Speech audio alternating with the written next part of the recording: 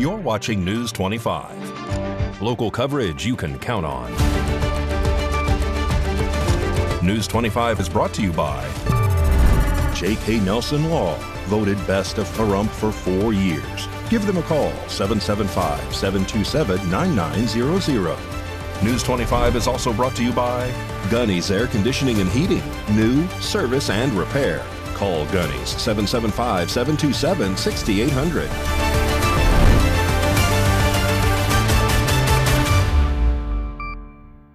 Thank you for joining us here on News 25 and Ace Country Radio and streaming at KPVM.TV and now on Roku devices on this Thursday, May 28, 2026. Good evening, I'm Chris Palermo in for UNET Gentry. Here's what's happening. News 25 has obtained exclusive body cam footage from a recent SWAT raid in Pahrump that discovered roosters being raised for cockfighting. Our Samantha Roberts has more in this story. News 25 has received exclusive body camera footage from the SWAT operation that took place Tuesday morning in Pahrump. The video, provided by the Nye County Sheriff's Office, shows multiple rows of cages spread across several acres of land containing roosters allegedly being bred and trained for cockfighting. On Wednesday, May 27th, Jorge Guzman Torres appeared before Judge Vito. He is currently being held on $525,000 cash or bond. Two other defendants, Grizel Juarez Diaz and Ignacio Juarez Gomez, appeared in Judge Vito's courtroom on Thursday, May 28th. According to the court, Diaz is the wife of Torres and is being held on $305,000 cash or bond. Gomez is being held on $51,000 cash or bond and also has an ICE detainer due to being an undocumented immigrant. All three defendants are expected back in court on June 3rd. News 25 will continue to follow this story and provide updates as they become available. More news now. What started as suspicion of expired registration escalated into a pursuit by deputies in Pahrump with the vehicle racing through town at 89 miles per hour. The driver was a convicted felon that failed to register with the Nye County Sheriff's Office. Jillian Talk has our daily arrest report.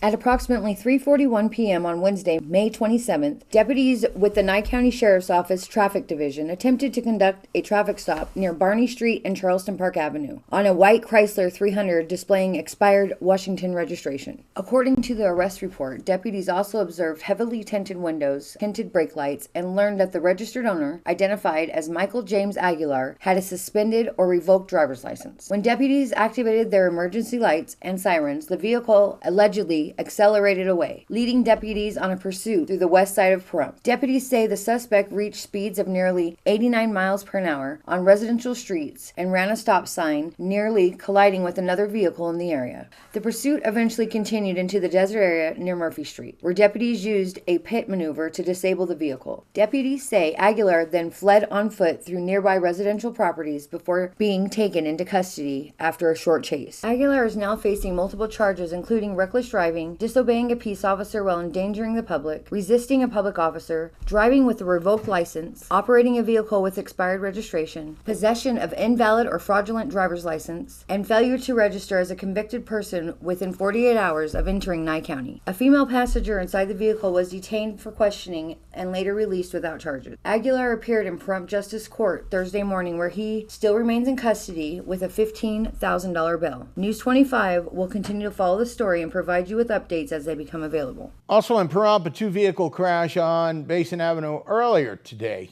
sent one person to Desert View Hospital with injury. Christy Willis was at the scene of the accident and has our story. At just before 1 p.m. on Thursday, May 28th, emergency crews responded to a two-vehicle accident at the intersection of Basin Avenue and Dahlia Street in Pahrump. When first responders arrived on scene, they found a gold Dodge van and a gray Chrysler van involved in the collision. According to authorities, the driver of the Dodge van was traveling westbound on Basin Avenue when the Chrysler reportedly pulled out from Dahlia Street into the path of the Dodge, causing the Dodge to strike the passenger side of the Chrysler van. Pahrump Valley Fire Rescue and deputies with the Nye County Sheriff's Office responded to the scene and began treating those involved. One person was transported by ambulance to Desert View Hospital for further observation. The extent of the injuries has not been released. And John Pareda is already making restitution payments on previous fraud allegations and is now facing new charges. News 25's Christy Willis reports. John Pahrump appeared in Pahrump District Court on Tuesday, May 26th, for a status check hearing regarding his ongoing legal matters. During the hearing, the court officially appointed attorney Philip Brown to represent Pahrump on newly appointed fraud charges. Court records show that Pahrump is currently making restitution payments related to a previous civil judgment tied to fraud-related allegations, while now facing additional fraud charges in a separate case. The hearing focused mainly on confirming legal counsel and scheduling upcoming court proceedings as the case continues through the legal system. In addition to the criminal proceedings, at least 3 individuals in Nevada have publicly accused Pahrump of allegedly scamming them out of at least nearly $200,000 combined. According to the individuals, Pahrump accepted payments for construction and home improvement projects before allegedly abandoning the work or leaving projects unfinished. Those individuals have also alleged that Pahrump misrepresented himself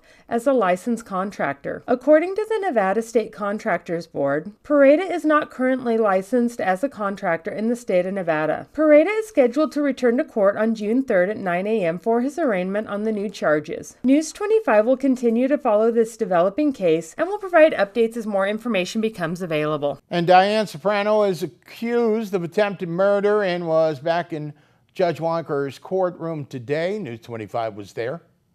On Thursday, May 28th, Diane Soprano appeared in Pahrump District Court before Judge Kimberly Wonker for an arraignment hearing. However, no plea was entered during today's proceedings, as the court instead moved forward with setting a settlement conference in the case. During the hearing, Judge Wonker took time to explain the settlement conference process directly to Soprano and outline how the proceedings will work. According to the court, a conference will be conducted. If an agreement is reached, then we'll get a guilty plea agreement. That will be, and the court will then arraign you and go forward on that. If not, then the case will go back to the Justice Court for preliminary hearing. Correct. The settlement conference will be heard by either a retired senior judge or a senior justice. Judge Wonker also explained that if she chooses to not accept the outcome or recommendations made during the settlement conference, the case would then be bound back to Justice Court for further proceedings. No additional arguments or testimonies were presented during today's hearing, as the focus remained on scheduling and explaining the next steps in the judicial process. Soprano is scheduled to appear back in front of Judge Wonker on August 13 for a status check regarding the progress of the settlement conference process. News 25 will continue to follow this developing case and will provide updates as more information becomes available. Well, really big casino news happening on the Las Vegas Strip. We'll tell you all about that. You're watching News 25.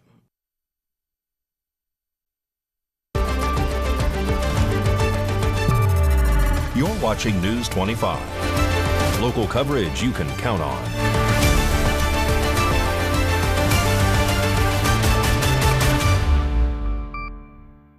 Welcome back to News 25. I'm Chris Palermo, and thank you for listening to the radio simulcast on Ace Country 103.1. A blockbuster financial deal is underway involving one of Las Vegas's most famous landmarks.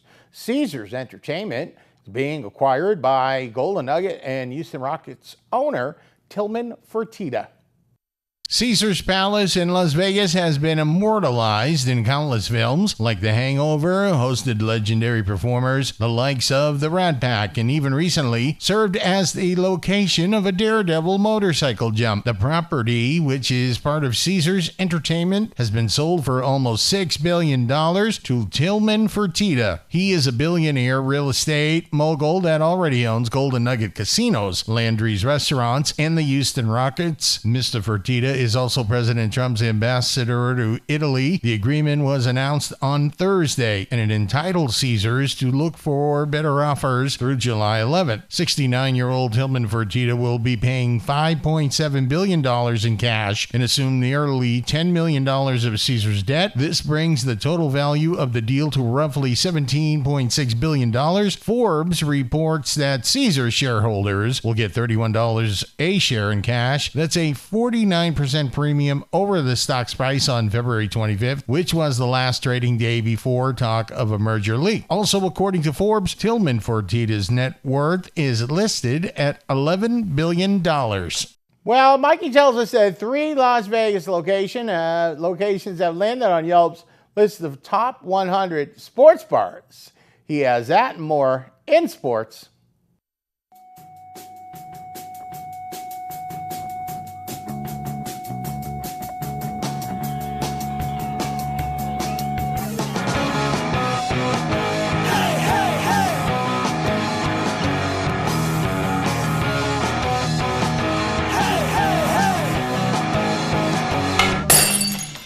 Time now for your News 25 look at sports and streaming at KPVM.TV and now on Roku devices.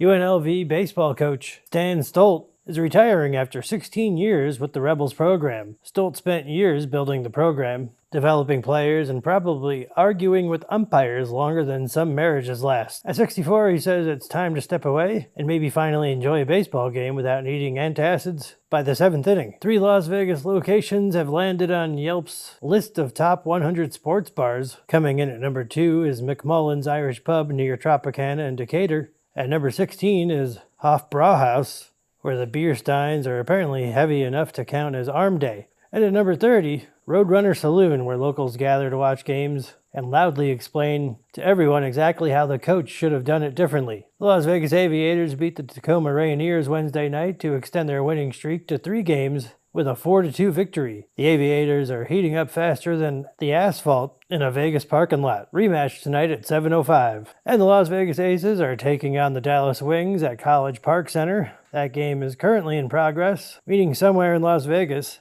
fans are stress-eating nachos and yelling advice at the television like Becky Hammond can hear them through the screen. And that's your look at sports on News 25. Thank you, Mikey. Well, you want to know what's happening at your cooperative? Valley Electric invites all members to its annual meeting of the full membership. Here's Valley Electric with more. This segment of News 25 is brought to you by Valley Electric and its family of companies focused on serving our members. We're better together.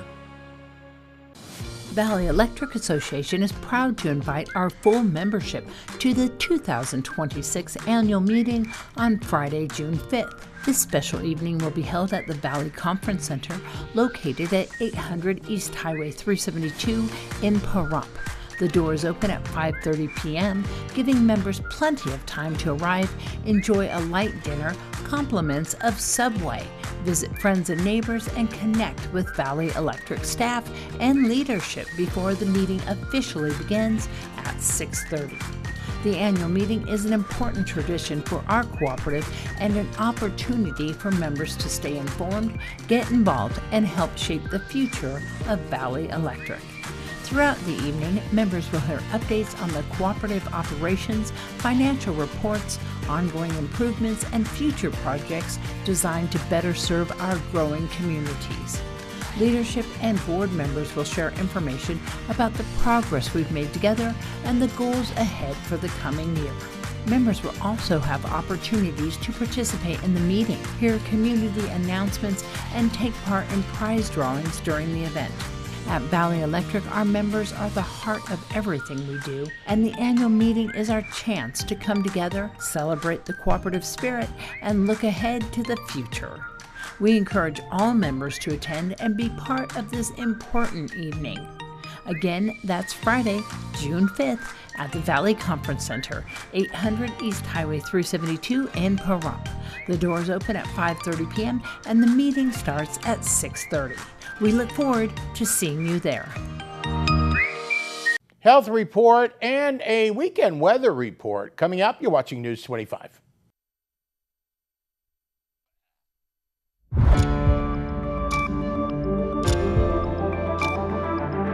You're watching News 25. Local coverage you can count on. News 25 is brought to you by Mountain West Lawyer, Injury Attorneys, 727-9500. Welcome back to News 25. Unit Gentry has the night off. In today's health report, the kids are out of school. Could it be okay to let them maybe stay up a little bit later at night? Or parents, should you keep the earlier bedtime? Kids at different stages of their life may go to bed and wake up naturally at different times. Younger kids generally wake up earlier. Older kids, teenagers, generally sleep in later. We all know that. But do they need a schedule? That really depends on what they have going on in the summertime. Dr. Brian Chen is a sleep specialist at Cleveland Clinic. He says if your child has sports or other activities this summer, it's best to keep their bedtime schedule consistent. This way your child knows they're well rested for the next day. If your child doesn't have much going on, it's okay to be a little more flexible. However, it's still important they're getting enough sleep. How much varies based on the child's age. Dr. Chen also notes that the later you delay bedtime, the harder it's going to be to adjust back during the school year. We generally recommend shifting 1 hour, no faster than 1 hour earlier per week. And so if their normal bedtime for school is 9 p.m., and in the summertime they slip all the way down to 1 a.m., then you have 4 weeks. You have to start it a month before school starts, little by little, maybe just shifting up by like 10 minutes a day. 10 minutes is it's nothing. You know, everybody can go to bed 10 minutes earlier. 10 minutes a day, and just keep it going for every single day for a month, and you'll be perfectly fine. News 25 WeatherCam is brought to you by Lerner and Rowe Injury Attorney's Office in Pahrump. In a wreck, need a check? Call 702-877-1500. It's the Lerner and Rowe Weather Cam looking out from the KPVM TV studios. No wind advisories or warnings, but we still have wind gusts up to 18 miles an hour. Will that continue? Feels like 70 degrees with the wind.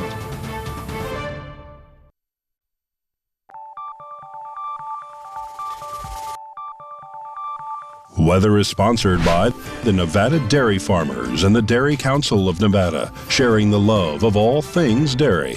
Celebrate the best moments with milk. Milk the moment. And the weather is also brought to you by the Ponderosa Dairy, Nevada's largest dairy, fresh from our farm to your table.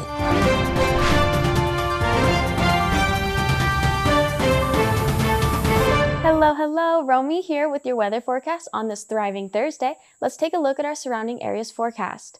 Fernley, we have a high of 61, Fallon a high of 62, Carson City 58, Tonopah 56, Goldfield a high of 57, Beatty 70, Amargosa's at 76 degrees, Las Vegas at 83, and Death Valley at 84 degrees.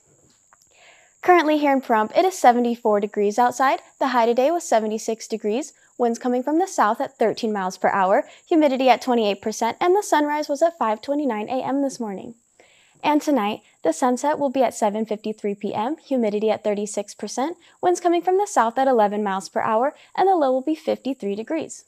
Now let's take a look at our 7-day forecast. On Friday, it'll be partly cloudy with a high of 77 and a low of 56. Saturday, a high of 86 with a low of 60. Sunday, a high of 91 with a low of 65 degrees. Monday, we'll have a high of 96 degrees with a low of 68. Tuesday, a high of 98 with a low of 68. Wednesday and Thursday, highs of 99 with lows of 70 degrees.